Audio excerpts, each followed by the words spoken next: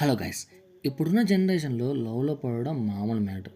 కానీ most of the లవ్లో true love అయితే దొరకడం చాలా కష్టం.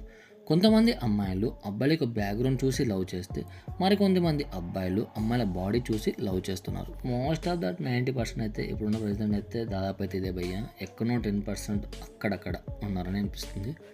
కానీ వీళ్ళు పైకి అలా అస్తరు ఉండరు. ప్రేమించే ప్రతి ఒక్కరు ఇలానే ఉంటారని కాదు. కొంతమంది ప్రేమ కోసం ప్రాణాలు పోగొట్టుకున్న వాళ్ళు కూడా ఉన్నారు, పిచ్చులైన వాళ్ళు కూడా ఉన్నారు. అయితే ప్రేమించే ప్రతి అమ్మాయికి ఏదో ఒక క్షణంలో ఒక డౌట్ వస్తుంది.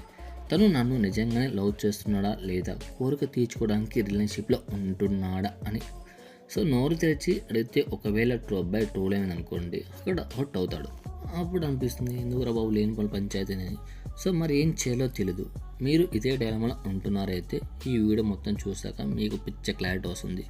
మీరు లవ్లో ఉన్నారంటే మీ లవర్ మీకు మంచి ఫ్రెండ్. మీ ఇద్దరి మధ్య మాట్లాడడానికి టైం అయితే సరిపోదు భయ్య. అదే సినిమాలో చెప్పినట్టు గంటలు క్షణాల్లో గడిచిపోతుంది, యుగాలు కూడా క్షణాల్లో గడిచిపోతూ ఉంటుంది. ఒక్కసారి తను ఫోన్ చేసి అంటే ఇట్టే టైం గడిచిపోతుంది. తనతో ఎంత మాట్లాడినా తనివి తీరదు. ఒకవేళ మీ బాయ్ ఫ్రెండ్ని కోరిక అయితే ఇలా ఎక్కువసేపు మాట్లాడడానికి ఇష్టపడడు. ఒకవేళ మాట్లాడినా కోరిక టాపిక్ తీస్తాడు. సో అప్పుడప్పుడు చేస్తే బాగుంటుంది కానీ అంటే ఇలాంటి టాపిక్. బట్ ప్రతిసారి ఇలాంటి టాపిక్కే ఇంపార్టెంట్ ఇస్తున్నాడంటే మీరు అబ్జర్వ్ చేయాల్సిందే.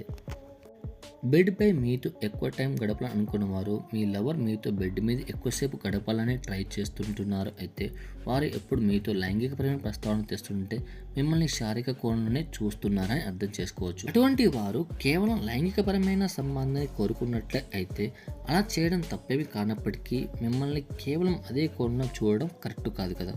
మీ మీద లవ్తో ఉన్న పర్సన్ మీతో టైంని అన్ని రకాల స్పెండ్ చేయాలి కానీ కేవలం అదే కోరికతో ఉండకూడదని మన యొక్క అభిప్రాయం. ఈ వీడియో మీకు నచ్చింది అనుకుంటాను. Thanks for watching. జై హింద్.